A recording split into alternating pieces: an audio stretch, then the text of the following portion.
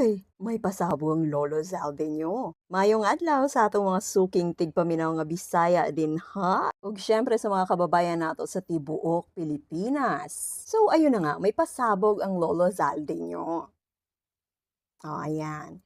Pero mukhang hindi naman pasabog. So far, as usual, puro kwento lang naman, walang ebidensyang nilatag, hindi pa under oath. Ug lipay kaya mga DDS no, kay tungod gipanganlan na jud sa wakas ang dugay na gid nila ginahulat nga panganlan ni Zaldi. Naghugyaw ang mga kurimaw. Narrative sama aning kay Tio Moreno. She was right from the very beginning. Right di ay ha, tubago nato ni isa-isa. Remember when she exposed kung paano binababoy ng Marcos administration ang budget ng Pilipinas? People mocked her, tinawag siyang lukaret, unhinged Fiona, at kung ano-ano pang insulto. Remember when she was exposed kung paano niya binaboy ang pera ng taong bayan? Nakailang beses siya binigyan ng chance. Gitagaan man siya og pila ka tsansa, pero nagmatigas ang ate mo girl. Ultimo katong libro gani niya nga unsa to, isang kaibigan nga wala man lang gani natarong og edit, gipangutahan lang man siya kung unsay unod ato kanang i-summarize lang ba, pero ang dami niya pang pasaring, namuyboy pa siya. People mocked her. She made a mockery of herself. Tinawag siyang baliw, lukaret, etc. Kasi ikaw ba naman ang mag-demonstrate how to pugot ulo the presidente? Yung di ka makasagot sa mga tanong sa sarili mong budget hearing pero ang dami mong time para magmura sa Zoom? Kundi lukaret ang tawagan na unsa di ay buang para Bisaya, but she never flinched. Hala! Yeah, nagwala lang naman siya sa Zoom at tangina. Nag-hire lang naman siya og assassin to finish off the president, the first lady, and the speaker dahil sa di umano'y death threat sa kanya. No joke, no joke. Yeah, she didn't flinch. Murderous lang naman siya. Even when the katampings, the NPAs in Congress and their enablers and the Marcos lawyers ganged up on her, she pushed forward with her expose and bravely confronted the giant crocodiles in government. Bot-bot. Iba inyong tatay man ang legit na konektado sa mga NPA? Ano nga yung sabi niya? Mabuhay ang NPA! And he said he will never change his mind. Nako kayo mga DDS talaga, nakakasawa na yung projections nyo. Inyong tatay man ang NPA niyo, pamahid pagid niyo sa uban. Anong she pushed forward with her expose? Anong expose doon? Wala nga siyang ebidensyang nilatag, puro hearsays lang. Nag-ingay lang naman yung sa Inday kasi nga expose na ang iyang kaugalingon nga korupsyon. She expected the Uniteam gang to actually protect her, pero wala siya gikonsente. Wes, kunwari may expose para ilihis ang issue away from herself. Puro chismis, puro big statements, puro drama. Wala namang ebidensya. Remember when she said that the entire national budget was controlled by just two people, Zalde and Martin Romualdez?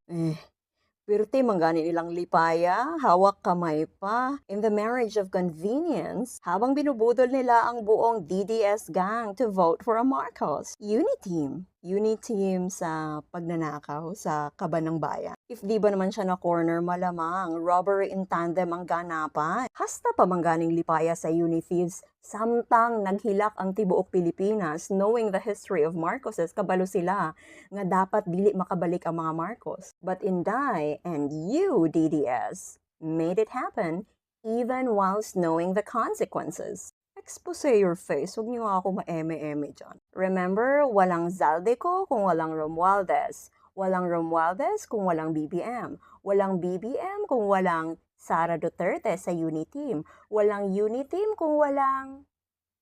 Yes, you, DDS. Instead of listening, you impeached her, harassed her OVP staff, and filed multiple cases against her. Of course, she wasn't worth listening to. What was there to listen to? Yung script na binabasa niya from her phone ng paulit-ulit? And she was impeached because there were valid grounds to impeach her. Di naman siya mai-impeach kung basa-basa lang, eme-eme lang. Misuse of confidential funds ng OVP at ng DepEd. Threats and high crimes, betrayal of public trust, culpable violation of the Constitution, unbecoming conduct as Vice President of the Philippines, abuse of power, dereliction of duty. Marami. Kung itong mga kaso nga gikaso sa iha, malamang cases were filed because of her own actions. Ug kani jud ang pinakakatawanan sa tanan. Time is the ultimate truth teller. Today, Zaldico himself is confirming the very same system that VP Sara had already exposed from the very start. Nature is the ultimate truth teller. Nature mismo ang nag-expose sa mga korupsyon nga nahitabo sa build. Collapsed infrastructures, ghost projects, missing billions. Earthquakes and typhoons revealed exactly the real scam legacy. The legacy of build of Duterte administration. Zaldico? Zaldemo. Hanggat hindi siya under oath at walang ebidensyang nilalapag, nako, kwentong gipit na barbero lang yan. We've had enough of those dramas and he said and she said. Pagod na ang Pilipinas. Try harder naman, umuwi ka, harapin mo ang kaso mo at patunayan mo. Sa bagay, frozen assets, canceled passport. Of course, he'll join any destabilization attempt that might try to save his own skin. And malay mo, baka napangakuan, bas hindi ay nanay gi-promise. Pag si Sara na ang ma-install, she was right baka mo? Nah. She was wrong all along. She was wrong from the very start. Unity Team was wrong from the very beginning. Ginanarabaday na sila yung mga early declaration. She is the president. Backs for now. In your fantasies na muna yan. Sa bagay, sinabi niya naman na siya ang presidente ng impyerno. So yeah, in that sense, you might be right. Pero for now, she is the impeached, dysfunctional vice president, desperate to destabilize the government for her own interest. Let that sink in. Yun lang. Have a lovely day.